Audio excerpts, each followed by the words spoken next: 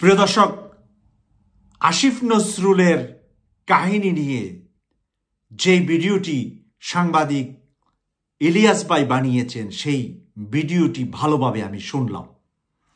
প্রিয় দর্শক, এই ভিডিওটি শোনার পরে এই মানুষটা যে সরাসরি আল্লামা সাঈদীর হত্যার সাথে জড়িত, সাংবাদিক ইলিয়াস হোসেন ভাই কিন্তু এটা পরিষ্কার করে দিলেন।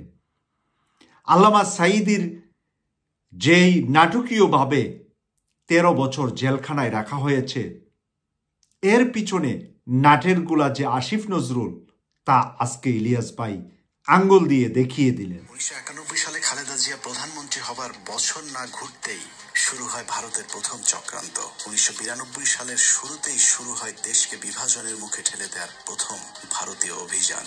ভারতীয় চর জাহানারা ইমামকে সামনে রেখে প্রতিষ্ঠা করা হয় 71-এর ঘাতক দালাল নির্মূল কমিটি এঘাদানিক। শুরু হয় বিভাজনের রাজনীতি। শেখ মুজিবের সময়ে কথিত যুদ্ধাপরাধের মীমাংসিত একটি বিষয়কে সামনে এনে পুরো জাতিকে স্বাধীনতার পক্ষ আর বিপক্ষের দুই ভাগে ভাগ করে দেওয়া হয়। সার্বভৌম রাষ্ট্রের সংবিধানকে বৃদ্ধাঙ্গুলি দেখিয়ে তৈরি করা হয় কথিত গণ আদালত, এবং সেই আদালতে বিচারিক কার্যক্রম পরিচালনা করা হয় রাষ্ট্রের বিচার ব্যবস্থাকে চ্যালেঞ্জ করার অপরাধে খালেদা জিয়া সরকার জাহানারা ইমাম সহ 24 জনের বিরুদ্ধে একটি রাষ্ট্রদ্রোহ মামলা করেন।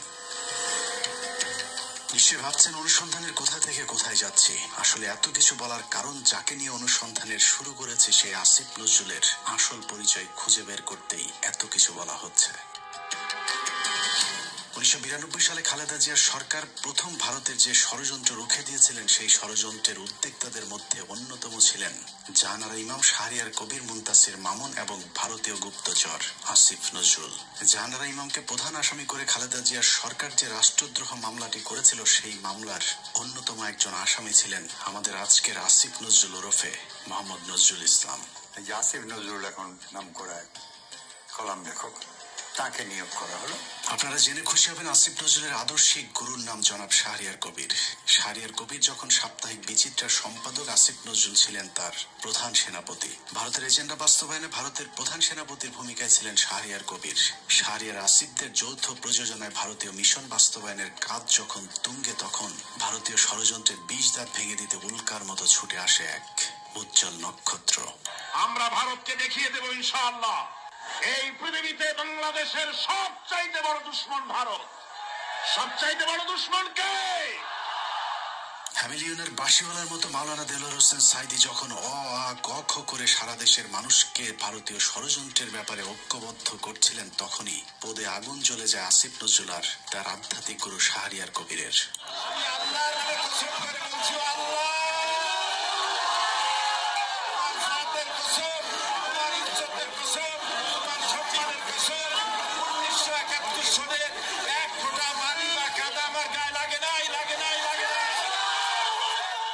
ভারতের বিরুদ্ধে গর্জে ওঠা সাঈদী 80-র দশক থেকে এদেশের মানুষকে ভারতীয় ষড়যন্ত্রের বিষয়ে সচেতন করতে থাকেন। গল্প, কেচ্ছা কাহিনীর পরিবর্তে কোরআনে বিদ্যমান রাজনৈতিক এবং অর্থনৈতিক তাফসীরের মধ্য দিয়ে নতুন ধারার কোরআনের মাহফিলের যাত্রা শুরু করেন আল্লামা দেলোয়ার হোসেন সাঈদী।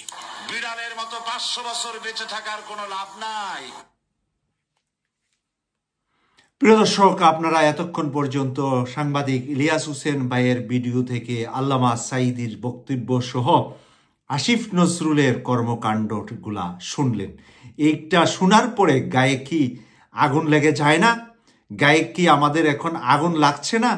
আসিফ নজরুলের এই কারবারের পরেও বিএনপি কিভাবে তাকে, এই বেগম খালেদা জিয়া যাকে আসামি করেছিলেন, আজকে এই বিএনপির মির্জা ফখরুল ইসলাম আলমগীর কি করে তাকে আইন মন্ত্রণালয়ে দায়িত্ব দেওয়াটা মেনে নিলেন?